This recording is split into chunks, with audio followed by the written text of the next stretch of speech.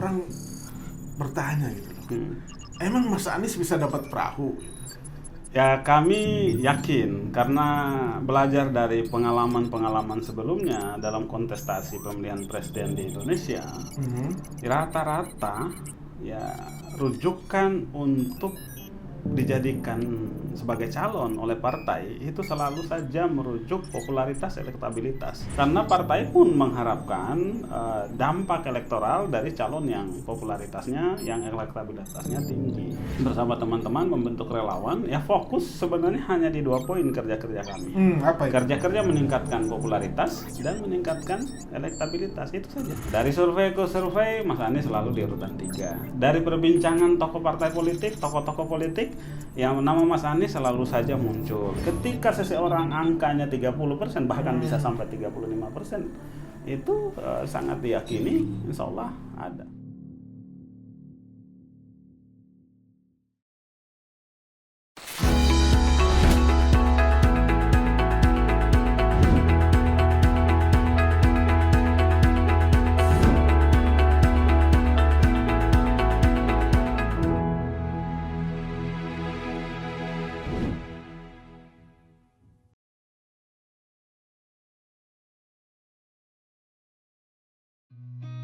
I've seen a lot of change, been through a lot of pain. Assalamualaikum.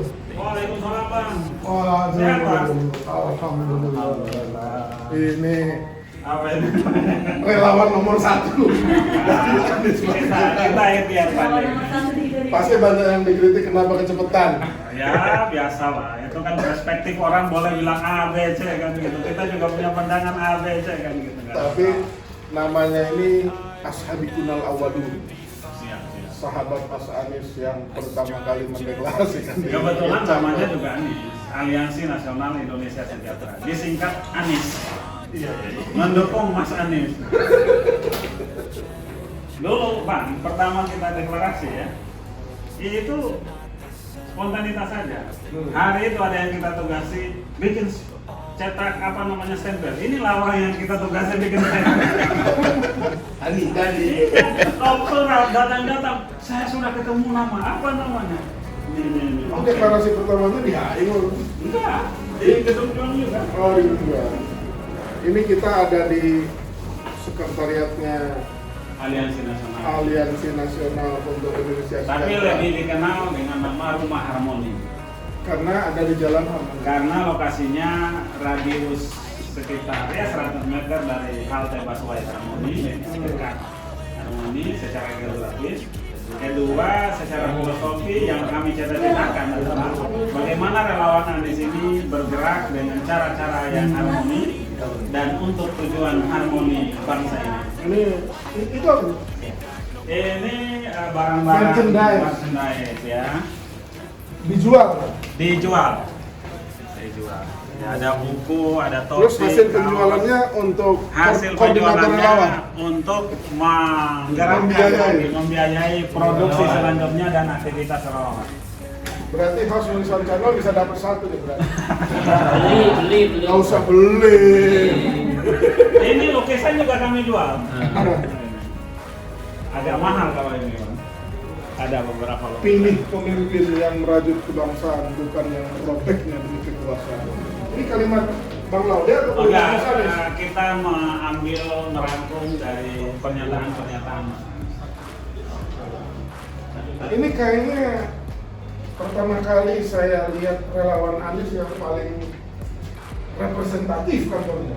Kebetulan aja. Ya? Masih banyak yang lain. Masih ya? Oke. Abang mungkin belum ketemu aja yang lebih hebat dari ini. Enggak, saya udah keliling. Kayaknya ini paling rapi ya. Nanti kita ngobrol. Siap. Oke. Demikian kawan baik, ini 3 lantai. 4 lantai. Oh, 4 lantai. Ya, lantai 1 ruangan tamu dan coffee shop, tamu-tamu juga kita ya sekedar ngopi dan air putih ada. Ini udah jadi markas pemenangan Anies Baswedan. Lantai 2 ruangan rapat, Oh. lantai 3 kantor sekretariat, lantai 4 musholah dan ruangan kuncen. Dan ada ruangan media di belakang. Mestinya beli kursi yang buat refleksi itu. Karena kerja relawan berat. Kita nunggu yang nyumbang. Iya. Setelah tayang di Noriswan Channel nanti banyak sumbangan ke Bang Laude. Makasih. Oke Bang Laude, kita ngobrol nanti. Siap, oke. Thank you, Bang.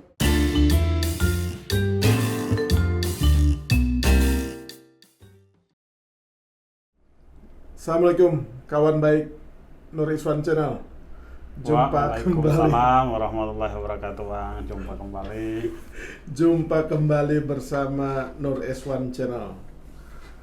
Kali ini bersama saya ini tokoh muda yang pertama kali belum apa-apa itu udah mendeklarasikan diri sebagai relawan nomor urut 1 untuk Presiden Anies Baswedan tahun 2021. Pernah juga di tahun 2018 untuk Pilpres 2019. Oh pernah ya? Pernah. Emang Mas Anies nyalon ya? Karena kondisi politik Mas Anies nggak nyalon, ya kami bertransformasi menjadi melakukan aktivitas yang mendukung kegiatan Mas Anies supaya sukses dalam menjalankan tugasnya sebagai Gubernur DKI Jakarta. Iya. Muncul tagline "Good benar". Good benar, iya benar. Itu kerja teman-teman juga kan gitu. Oke. Sebelum lanjut, banyak kawan baik mungkin ada yang belum kenal, tapi sebagian mungkin udah kenal. Namanya Bang Laude Bashir dari relawan Anies, Aliansi Nasional Indonesia Sejahtera. untuk Indonesia Sejahtera. Namanya dipas-pasin atau memang sudah pas? Ya kebetulan pas mungkin. Jadi target kita itu ya bahwa bangsa ini dimerdekakan untuk 3 tujuan dan kita bersatu untuk 3 tujuan itu. Oke. Pertama, menghadirkan kesejahteraan. Yang kedua, bagaimana sumber daya manusia Indonesia menjadi sumber daya yang unggul, cerdas ya. Yang ketiga, bagaimana menghadirkan kehidupan yang damai dalam berbangsa, bernegara. Tidak hanya di lokal Indonesia, tapi di dunia.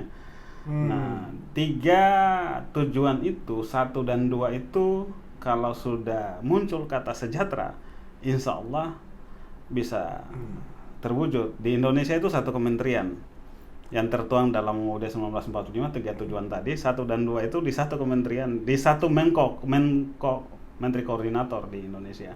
Apa? Yang mengurusi permasalahan ekonomi dan permasalahan pendidikan. Oke. Begitu. Jadi kemudian juga damai ya. Insya Allah kalau orang sudah sejahtera, ya, 3-tiganya tadi menjadi tujuan kita bernegara itu representatif, kita katakan terwujud. Maka kami komunitas anak-anak muda yang sebelumnya adalah relawan Anies Sandi, pendukung Anies Sandi di DKI, ya aktif di berbagai organisasi, ya kemudian kami bersatu di dalam komunitas yang kami sebut Anies ini. Latar belakangnya adalah tujuannya untuk bagaimana mendorong lahirnya pemerintah yang dapat mewujudkan kesejahteraan bagi seluruh rakyat Indonesia. Oke. Gitu. Pas disingkat Pas gitu ya. Tapi sebelum terus, banyak orang bertanya gitu loh. Emang Mas Anies bisa dapat perahu? Ya kami yakin karena belajar dari pengalaman sebelumnya dalam kontestasi pemilihan presiden di Indonesia, rata-rata ya rujukan untuk dijadikan sebagai calon oleh partai itu selalu saja merujuk popularitas, elektabilitas. Minimal saya pantau persis ya dari 2004, 2009, 2014, ya 2019, ya sampai kemudian di 2024 ini kami yakini akan begitu. 2019 kemarin juga begitu. Ya, coba kita lihat di detik terakhir kemudian ya Kiai Ma'ruf yang dijadikan wapres. Karena sebenarnya survei elektabilitasnya Jokowi begitu tinggi.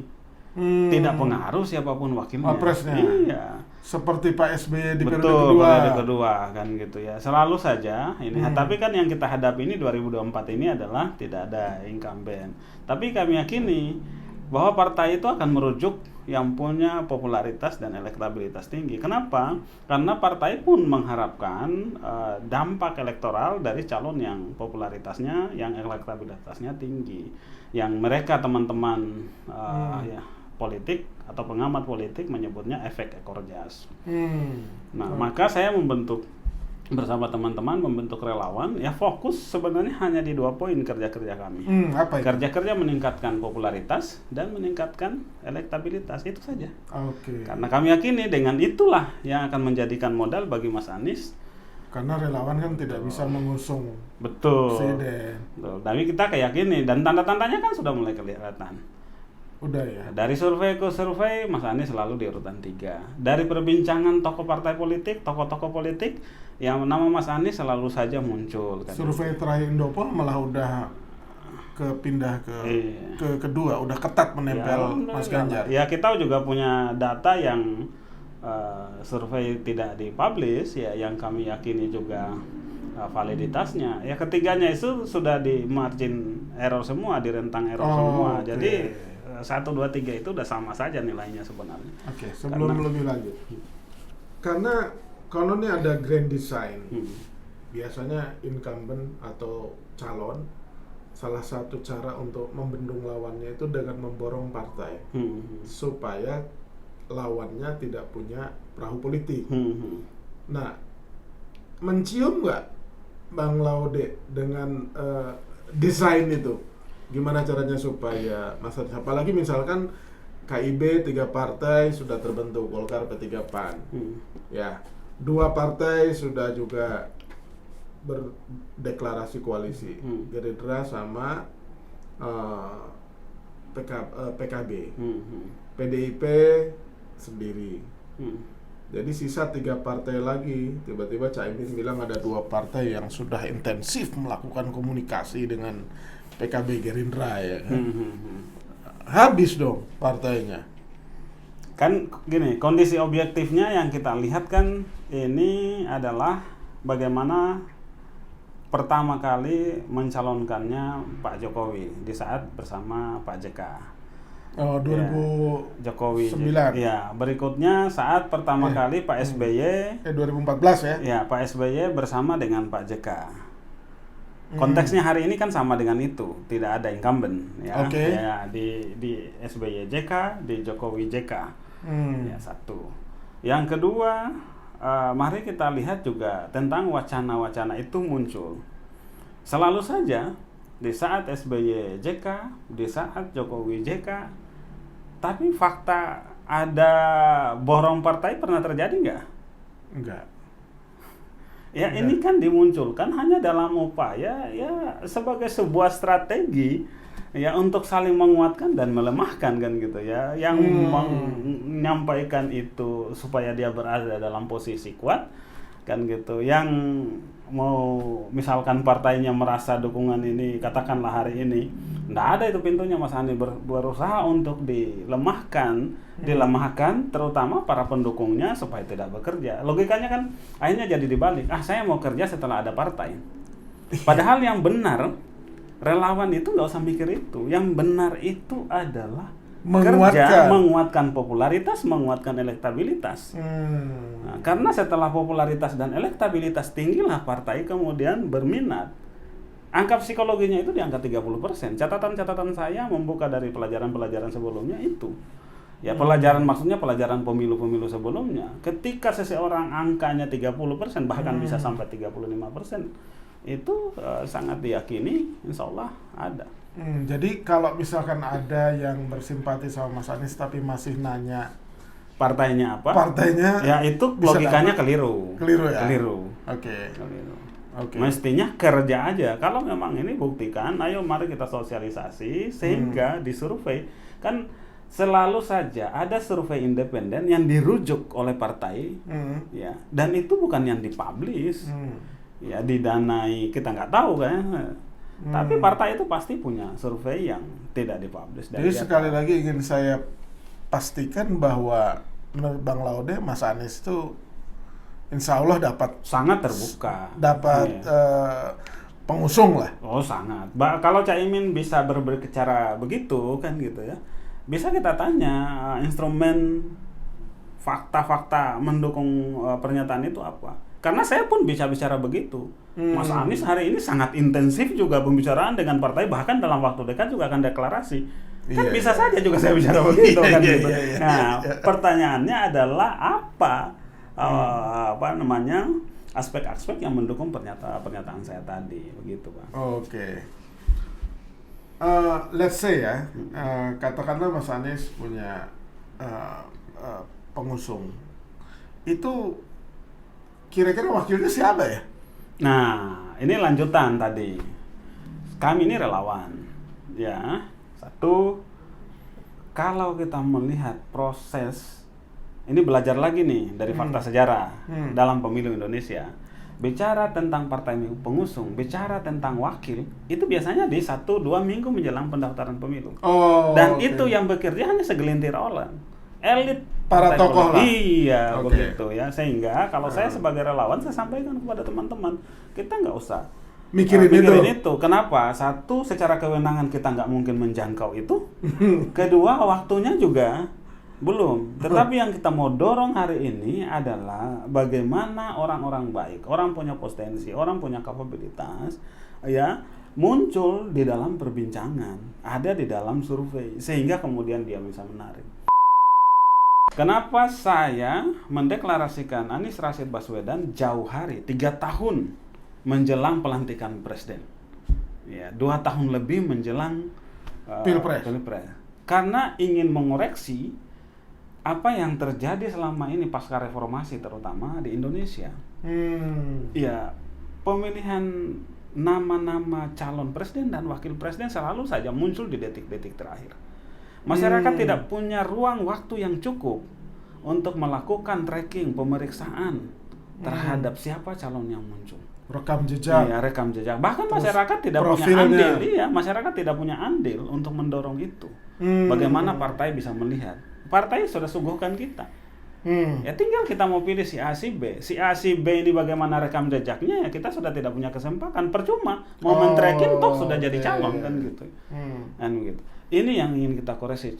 Abang bisa pikir, kita nyari calon mantu saja ya. Orang tua itu pertanyaannya, mertua kita itu bibit, bobot apa sebenarnya. Ya, semua pekerjaan di Indonesia mau cari apa kan ada tesnya, ada prasyarat seleksinya yang begitu ketat. Cari mau jadi presiden Bang, yang ngurusin jutaan jiwa negara kan gitu ya. Ya kadang tanya-tanya apa persyaratannya Bang? Iya. Ada tesnya nggak kan? Iya, kan benar, gitu. iya. Makanya yang bisa kita dorong hari ini adalah fit and proper test yang dilakukan oleh masyarakat. Itu jawaban Bang Laude itu untuk menjawab tudingan atau kecurigaan, kenapa sih kok belum apa-apa sudah mendeklarasikan Anies jadi presiden, padahal baru 2 tahun, mungkin 2 tahun setengah jadi gubernur. Iya. Terlalu dini. 4 tahun lah. Karena kita orang bilang Bang Laude itu terlalu dini deklarasinya. Enggak. Menurut saya ya dengan pengalaman tadi, yang ingin saya mau dorong adalah bagaimana seluruh masyarakat Indonesia punya andil. Imbasnya kan apa? Pasca saya itu kan bermunculan, jadi rame juga pada akhirnya. Yang mendukung Mas Anies jadi bermunculan, yang mendukung calon-calon lain juga bermunculan. Ini kesempatan buat masyarakat. Muncul misalkan nama Mas Anies, muncul nama si B, si C, si D. Ayo, sama-sama kita tracking. Lalu kemudian kita adu prestasi mereka kan gitu ya. Iya, kalau ini misalkan Mas Anies seorang gubernur sudah 4 tahun di Jakarta, apa kebijakannya yang bermanfaat untuk masyarakat yang sudah beliau perbuat, hasilkan. Apa produk-produk fisik, pembangunan fisik yang bisa dilihat, dirasakan kan gitu. Apa penghargaan misalkan yang diperoleh. Misalkan ada seseorang juga misalkan yang jadi si IB misalkan menjadi gubernur sudah 8 tahun ya di suatu tempat. Ayo kita cek juga. Yang kita pilih adalah yang paling banyak daftar listnya. Begitu kalau kita ingin pendekatan-pendekatan dalam memilih pemimpin, pendekatan-pendekatan yang rasional. Yang turunannya saya menyebutnya sebagai upaya dari penerapan demokrasi yang substansial, bukan aksesoris demokrasi. Iya. Bukan memilih seseorang karena sumbangan kaosnya, bukan memilih seseorang karena istilah di kampung-kampung itu serangan fajarnya kan gitu. Itu, Bang. Oke. Alasan personal kan pasti ada ya. Kenapa sih jatuh cinta sama Mas Anies? Kan kedekatan dengan Mas Anies sih mulai kapan sih? Saya ini kan latar belakang seorang pendidik. Mas Anies seorang pendidik. Ya kami orang kampung, orang Sulawesi, saya kebetulan di kampung. Ya kalau baca-baca buku, ya kalau yang hobi membaca sangat mengidamkan itu dulu misalkan ada tokoh Soekarno pintar, kita baca sejarahnya kan gitu ya. Muncul kemudian Habibie kan gitu. Ya anak-anak kecil gitu ya.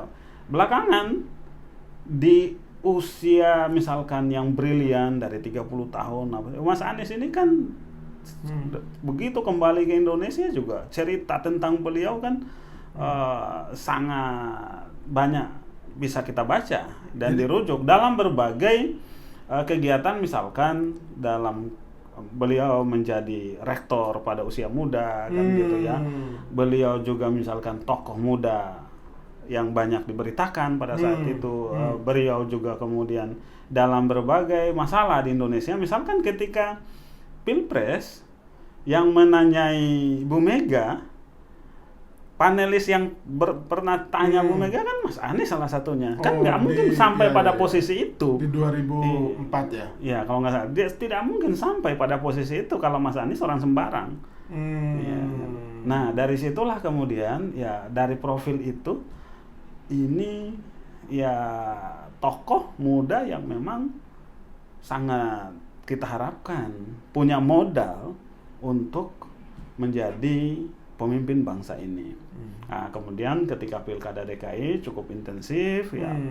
Dan kita lihat saat kemudian beliau menjabat juga ya orang yang mudah memperoleh masukan, mendengar. Ya saya kan dan teman-teman yang masih muda, terutama yang tergabung di Anies juga ini ya tidak mendukung buta ya. Saat Mas Anies sudah memimpin pun kami memberikan kritikan, masukan kan gitu, dan beliau cukup mendengarkan respon. Contoh misalkan tentang rame dulu permasalahan naturalisasi atau normalisasi. Beliau jelaskan dan kita memahami akhirnya kan gitu ya. Contoh misalkan permasalahan bagaimana membangun tanpa penggusuran, kalaupun menggusur bagaimana yang digusur diperlakukan dengan manusiawi. Ya di banyak tempat ya beliau permasalahan banjir misalkan ya insya Allah apa-apa yang kita berikan masukan ya beliau memberikan rasionalisasi, kita debat ya kita diskusi kan. Tidak banyak juga pemimpin yang begitu, Bang. Kenal pertama tuh kapan, Mas? Kapan, Bang? Saya mengenal pertemuan intensif dengan beliau ya di 2016 mungkin ya. Pertama kali kenal? Iya. Berarti 2016 itu saat mau sebelum nyalon gubernur. Jadi waktu beliau konvensi di Partai Demokrat belum tapi kenal. Orang-orang terdekat saya, senior dekat saya sudah sejak tahun 90-an sudah mengenal beliau dan banyak bercerita tentang beliau. Jadi kenal pertamanya itu di 2000. Ketemu fisik saya di 2016. Dan langsung terpesona. Ya karena kan sudah kagum lama kan gitu, dan sudah banyak cerita. Misalkan kasus SDSB 9394. Saya masih SMA ya, ketika 96 saya masuk Bandung, saya sudah mendengar nama Mas Anies Rashid Baswedan, bagaimana beliau ketua Senat Mahasiswa UGM. Ya, dan kasus yang beliau cukup tampil di antara BEM-BEM dari Jakarta, BEM-BEM dari Bandung. Waktu itu kan kebetulan saya aktifnya di Bandung dan ada senior dekat saya itu ya istilahnya mentor saya lah kan gitu ya, temannya Mas Anies. Iya, nggak perlu disebut ya? Nggak perlu.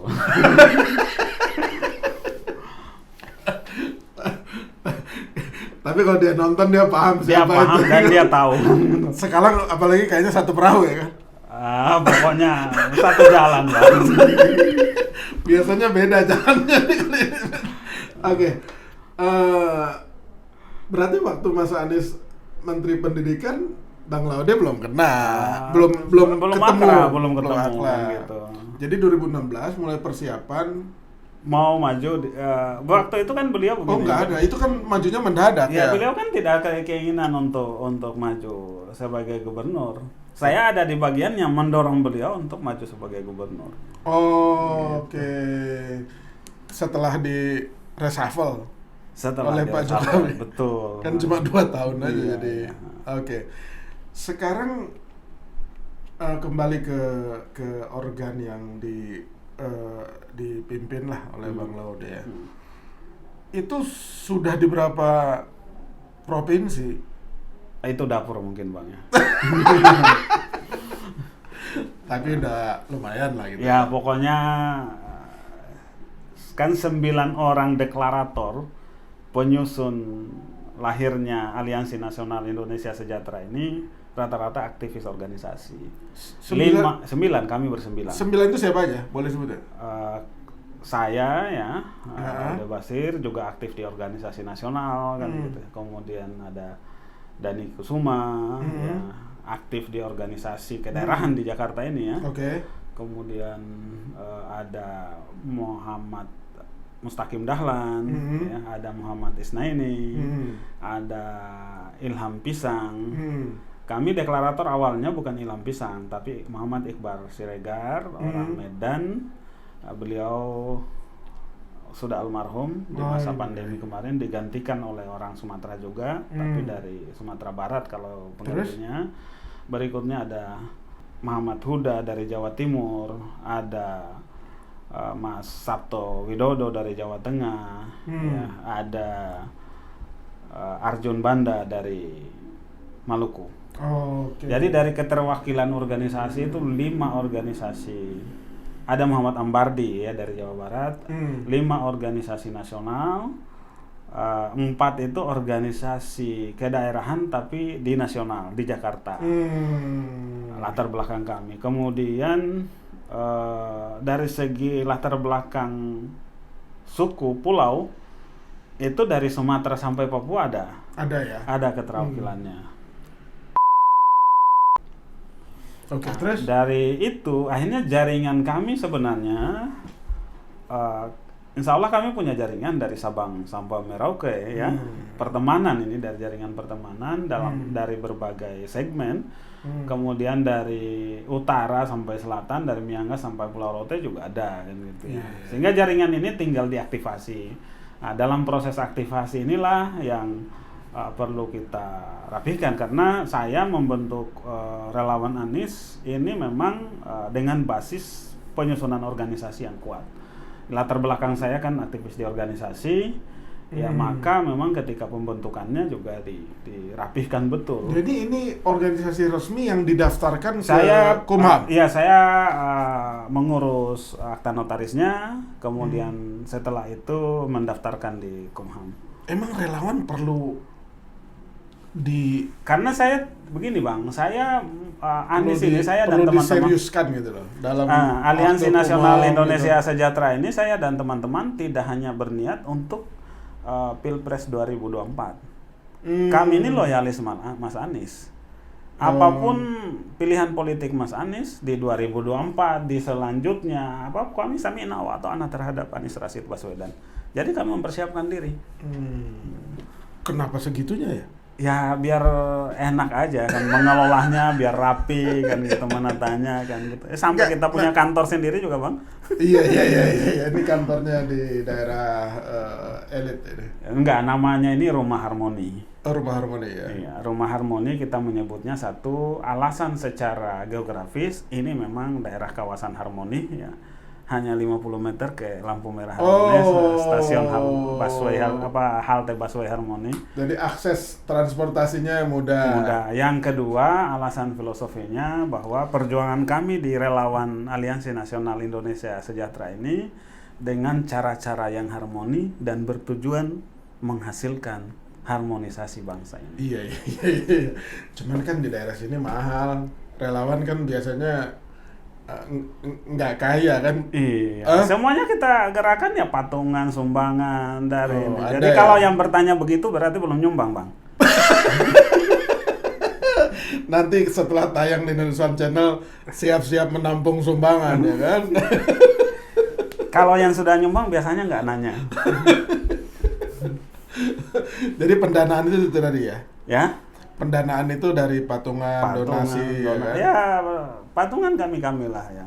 Biasanya relawan itu kan ada dewan pembina. Dewan pembina itu Pokoknya biasanya dewan tokoh pembina, dan dewan orang-orang kaya. penasehat, dewan penyantun tidak boleh disebutkan namanya. Belum ada. Belum ada ya? Lagi mencari. Siapa tahu Ya. harus nulisan channel diangkat. Ya, boleh.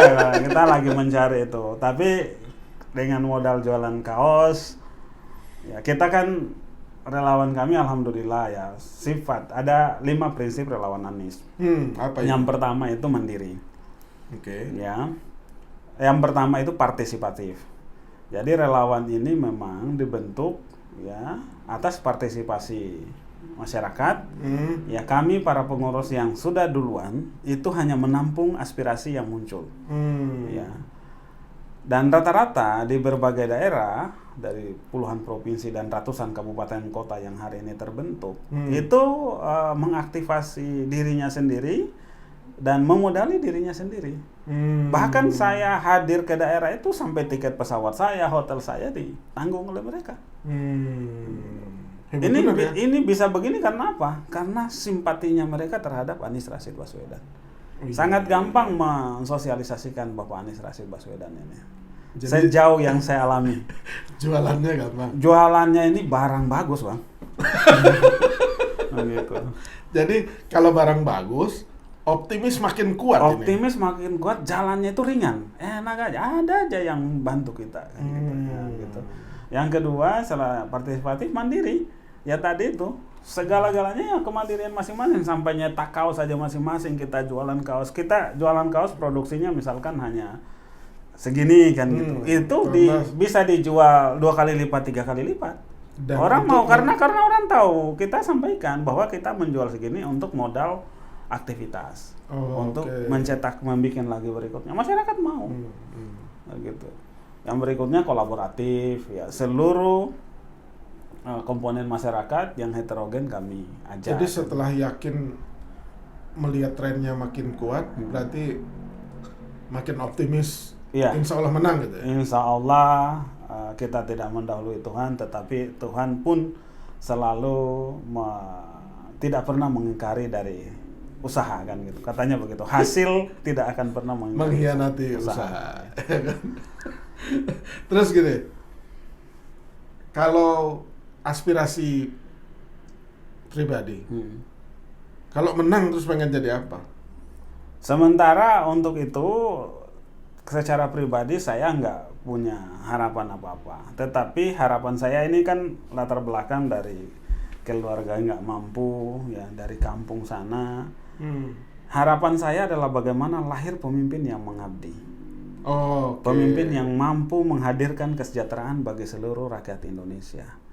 Secara tidak langsung, ya misalkan saya pekerjaan dengan kondisi keterbatasan hari ini, di keluarga saya harus menanggung adik kan gitu, keluarga banyak. Kalau itu semua negara sudah hadirkan, kan banyak orang yang seperti saya terbantukan, Bang. Iya. Jadi itu saja mimpinya, adalah lahirnya pemimpin yang mengabdi dari Sabang sampai Merauke.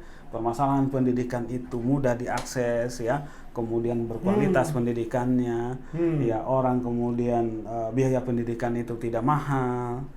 Ya, kesehatan pun demikian. Cukup mimpi tidak banyak-banyak, 3 aja, Bang. Ya, bagaimana pendidikan bagus, mudah diakses, murah kan gitu ya. Pelayanan kesehatan prima, ya, gampang. Ya, obat nggak ngantri kan gitu ya. Orang sehat, kemudian bisa bekerja, lapangan pekerjaan terbuka. 3 itu terpenuhi, Bang. Itu sudah hari ini saya sampaikan kepada teman-teman begini. Kerja kita, kerja kerelawanan ini adalah kerja bermodalkan semangat. Kerja-kerja ikhlas bermodalkan semangat. Relawan, ini bahasanya Mas Anies. Relawan tidak dibayar bukan berarti relawan itu tak bernilai. Ya, tidak bernilai. Relawan tidak dibayar karena tak ternilai harganya. Iya. Jadi apa yang kita lakukan ini tambahan lagi di awal tadi kata-kata saya, di akhir sekarang kata-kata saya lagi saya sampaikan kepada relawan. Perjuangan kita ini adalah mengumpulkan amal jariah. Kalau lahir pemimpin yang bagus, pemimpin yang mengabdi, kita punya kontribusi ada di bagian itu sehingga generasi kita ke depan, anak cucu kita, ya ini kan amal-amal baik. Istilah saya itu sedekah. Iya, dalam investasi. tanda petik sedekah relawan Anies untuk Indonesia. Ya, saya kira-kira gitu kan ya, ya? itulah yang membuat kami para relawan Aliansi Nasional Indonesia Sejahtera tetap merawat semangat, ya, tetap berdoa untuk apa? Ya, jadi untuk lahirnya pemimpin yang mengabdi itu, bahasa kita, pemimpin yang mampu mewujudkan kesejahteraan bagi rakyat Indonesia, sehingga kalau ditanya harapan pribadi, rata-rata ya bukan itu yang dikejar. Jadi bukan jabatan nanti setelah Mas Anies insya Allah jadi presiden Ya ya? kalaupun Dipercaya. pada akhirnya dipercaya kan gitu ya, ya itu kan jelas juga kata orang bijak, ya harta gonima itu kan selayaknya dibagi oleh mereka yang berjuang.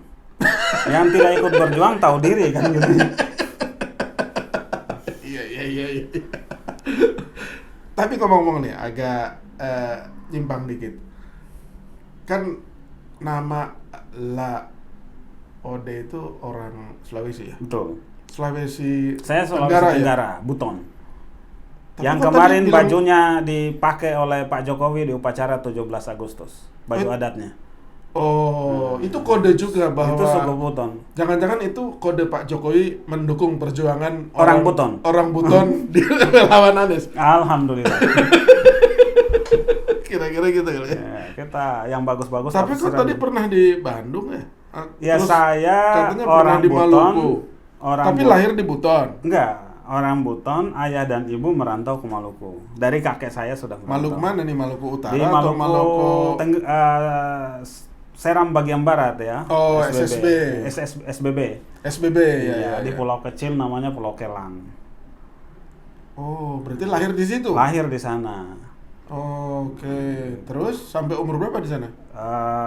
Pas ya tadi ada urusannya dengan pendidikan. Pas mau sekolah, ya saya pulang ke Buton. Oke, Gitu. usia 6-7 tahun. Betul, karena sekolah di kampung saya belum ada. Oh, Iya, lah, agak jauh. dari Buton ke Pulau Kelang tuh Oh, itu Jauh. beda provinsi kan gitu ya. ya maksudnya nyebrang lautan. Nyebrang lautan. Kan Jauh. bapak saya waktu itu juga nahkoda kapal. Ibu meninggal, bapak masih tetap berlayar. Ya saya mau sekolah, di situ hanya ada adiknya bapak. Ya intinya keluarga lah, nggak ada keluarga ya inti. Jadi waktu mau sekolah itu dengan orang tua pindah lagi ke Buton. Bapak atau- saya pulangkan saya ke kakaknya ibu saya. Terus sampai usia berapa di Buton? Selanjutnya udah SD di Buton, SMP di Buton, SMA di Buton, perguruan tinggi saya di Bandung. Oh, terus nikah sama orang Mojang Priangan enggak ya? Ya dapat jodoh orang Bandung kan gitu. Biar bisa calon presiden harus orang Jawa katanya Jawa Barat. istrinya. Oke Bang. Iya. Laude, Hmm. terima kasih Siap, terima kasih Bang. sudah buka-bukaan di Nur Iswan Channel. Terima kasih. Sebenarnya pengen ngobrol banyak, cuman yang nonton kan teman-teman kawan baik semua, subscribernya Nur Iswan Channel tuh nontonnya kadang-kadang pakai data plan sama pulsa. Ya nggak usah panjang-panjang kan gitu. Tadi juga udah kepanjangan. Tapi ini baru wawancara lengkap kayaknya. Baru dengan Nur Iswan Channel. Siap. Terima kasih. Makasih Bang Bang, Laude. terima kasih. Mudah-mudahan perjuangan niat baik, Amin. tujuan baik, caranya juga Baik ya. baik Ya. ya kan. Terwujud. Insya Allah kita jangan berhenti berdoa dan jangan pernah kehilangan harapan untuk Anies jadi Presiden Republik. Iya, emang Mas Anies aja pinter, relawannya juga pinter-pinter ngomongnya. Oke, kawan baik, demikian bincang santai dengan Bang Laode Basir. Mudah-mudahan bermanfaat dan memberikan kita insight tentang kekuatan Mas Anies dan kekuatan relawannya. Jangan lupa subscribe Nur Iswan Channel. Jangan lupa subscribe, share, dan komen. Terima kasih Bang Iswan ya. Mudah-mudahan channelnya tetap bertambah ya. Amin. Subscribe-nya makin ya biar bisa kita wawancara berikutnya, diskusi. Oh iya berikutnya. dong, itu nanti jadi tamu kehormatannya Nur Iswan Channel. Siap. Demikian kawan baik, sekali lagi terima kasih Bang Terima Laode. kasih semuanya. Assalamualaikum warahmatullahi wabarakatuh. Waalaikumsalam warahmatullahi wabarakatuh.